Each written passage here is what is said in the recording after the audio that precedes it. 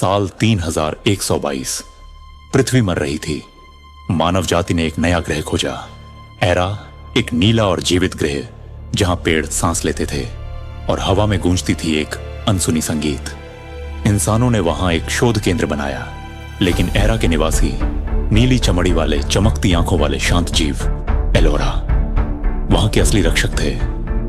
आर्यन, एक युवा वैज्ञानिक, मिशन पर भेजा गया था एरा के ऊर्जा स्रोत की खोज करने। जब आर्यन पहली बार एरा पर उतरा तो उसे लगा जैसे वह किसी सपने में आ गया हो।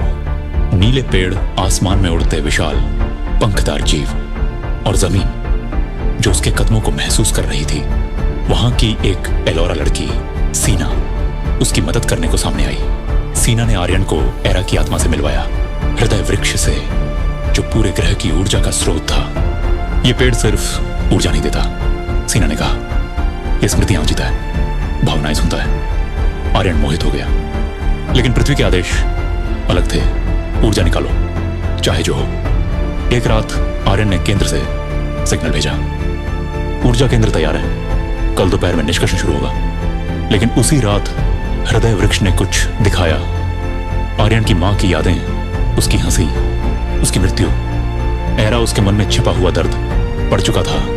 सीना ने कहा, अगर तुमने इस वृक्ष को छुआ, एरा रो पड़ेगा और उसके आंसू आग बन जाएंगे। आर्यन का दिल टूटा।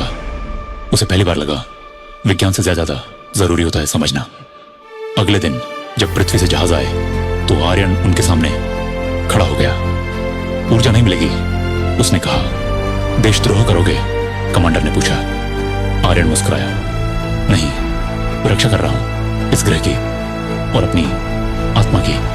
जहाज लौट गए और आर्यन एरा पर रह गया।